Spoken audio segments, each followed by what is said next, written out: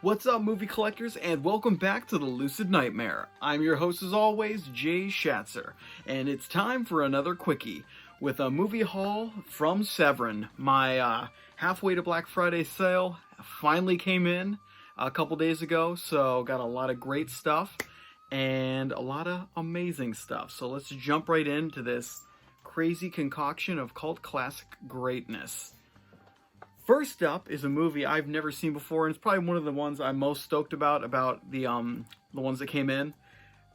Is a post-apocalyptic film directed by Ruggiero Deotta. I'd never know how to spell that guy's or pronounce his name. But the movie I'm talking about is Raiders of Atlantis, and this one is awesome looking. Just from the trailer that I've seen long time ago and the one that Severin recently put out, it just looks fantastically cheesy, over-the-top 80s action, nonsensical stuff going around every turn, great English dubs that are just goofy as all hell. Just an awesome looking film in general, but like I said, never saw it before other than the trailer. I've always been curious about it. I have a few post-apocalyptic books that kind of go over this movie and its production, but this is the one I've been most excited to get. And sadly, I did not get the other 3 movies in the post-apocalyptic pack. I have actually never seen them, and I know one of them is a Lucio Fulci, so kind of kicking myself, but I didn't want to spend too much on the sale, because pretty much every obscure distributor out there put a sale in the same month, so it was just one hell of a hit financially to get some of these films. But boom, Raiders of Atlantis in the collection. Never owned it before, and I'm going to be checking this one out this week because it's the one I'm most excited about. But let's move it on to another movie I've never seen, but I am a sucker for Italian ripoffs. And this one in particular is about a Jaws ripoff. And the movie I'm talking about is Cruel Jaws. I've not seen this one. I am a fan of these kind of films, though. I love Last Shark. But this one is directed by William Snyder. It's probably a different pseudonym. It was actually Bruno Mattei.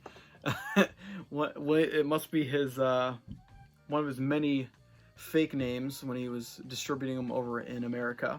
But Bruno Mattei's Cruel Jaws, I love his stuff. I own a lot of his movies, reviewed many of them on this channel, and looking forward to see what he does with the Attack of the Killer Shark flicks.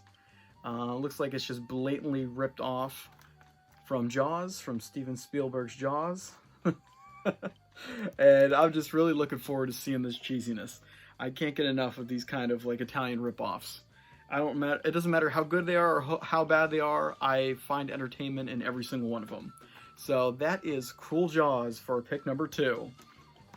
Let's move it on. And a lot of these ones I don't think I've seen one of all these movies that I got in the sale.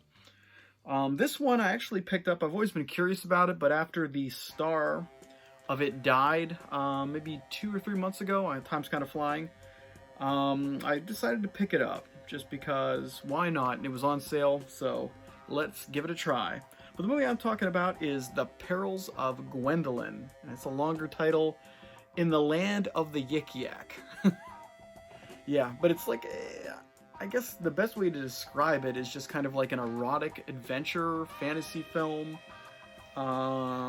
with a bunch of sexy elements in there and just really ludicrous. I believe it's an Italian film. I want to say it is.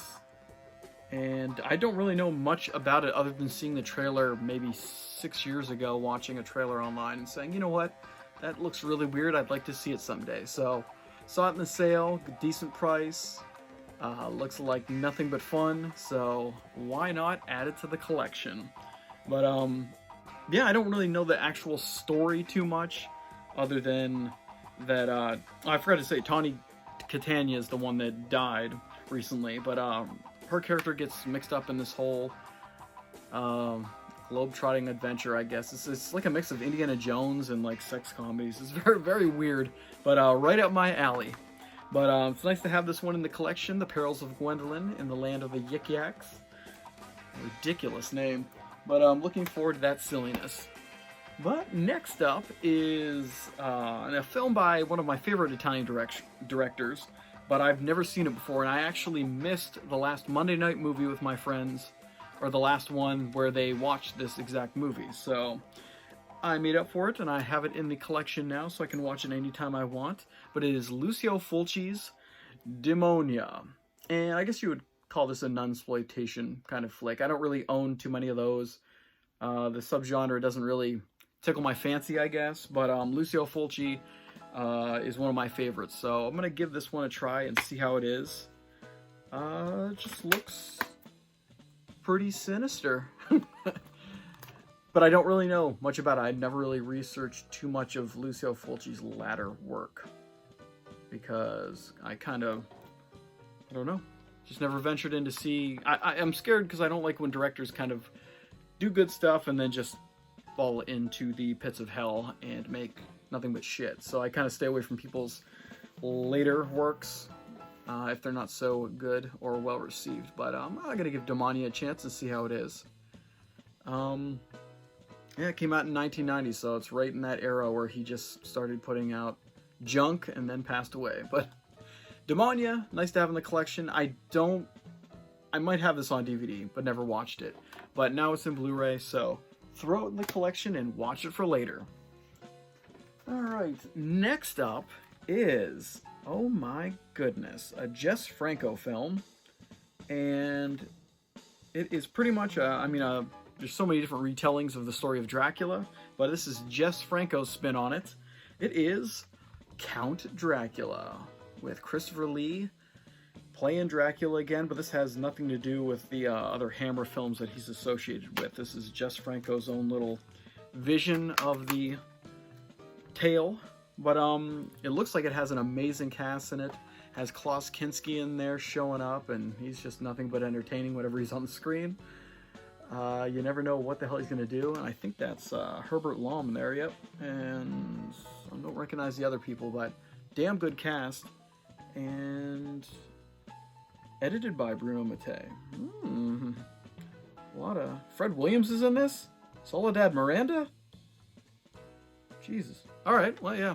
Really good cast. Didn't realize there was that many people. I saw this in the sale, and I thought I might have owned it already, so I was hesitant to just kind of buy it, but I jumped and put it in the cart. But I don't think I do own it, so I think I'm good. I didn't double dip on this one. But, of course, I've never owned it on DVD. Do not have the Blu-ray, so no harm, no foul. But Count Dracula definitely looks interesting. Jess Franco is a hit and miss kind of director, but most of his stuff is very surreal and sexualized and just kind of odd and weird. So nice to see what he's going to do with the Dracula formula and what Christopher Lee does as his main actor. But let's go for one more in the sale. I only got, oops. So we have, oh son of a bitch. We have 1, 2, 3, 4, 5, 6 movies in this sale that I picked up. And the last one is a ridiculous one. The Beast, oh my god, no, I don't have to censor it, it's already censored. The Beast in Heat. And from that cover is really all you really need to know about the film. It's very tasteless, Nazi-sploitation action film with some fetish stuff on the side, and a crazy ape man, a sex-crazed ape man. Yeah, it's not my cup of tea, like the idea of it, but I watched it on a Monday night with my friends, and it's so outrageous that it gets just really entertaining and strange. There's a scene in this movie where Nazi soldiers raid a village, start taking all the women out of the families, and the families are trying to fight back. A grandma takes a machine gun, it's like hidden in a basket, and starts blowing away soldiers. The soldiers retaliate by grabbing a newborn infant, throwing it up in the air, and using it as shooting practice, and the soldiers just shoot it out of the air. It's the most outrageous scene I've seen in a long, long time, and as sick as it is, it sold me on the film because of just how outrageous it is. But I'm trying to see. I don't know if I can show you anything on the back. You can't really see. There's some sexy stuff going on there. But yeah, it's warped, and effed. The movie is just messed up, totally crazy, and sick and twisted, but it's extremely entertaining. That's why I picked it up, because it's a very, very entertaining film.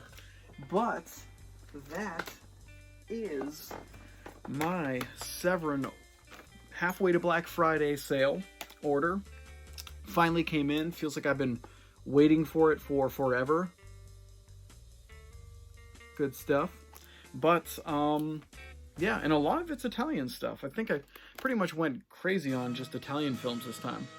But yeah, good haul and plenty more stuff coming. I'm kind of scaling back a bit on buying new stuff, but I still have like 50 movies that I haven't introduced in the movie haul segment yet for the Quickie, so we'll never run out of that kind of material. And all the pre-orders that I have in the future that are coming out in the next couple months will keep us busy. But that's it for me today. Hope you enjoyed that one, and I hope you like what I'm doing here. If you do, like and subscribe, and if you have time, leave a comment below, because I always love hearing from you guys. But I guess I will see you next time I am in front of a camera and talking about movies. But until then, stay safe. We're probably going to get back into quarantine lockdowns. This world's so messed up. That's why I am just lost in movies, because we're going to hell in a handbasket. But enough of that. Have a good one, guys, and stay out of trouble, and stay safe. Later.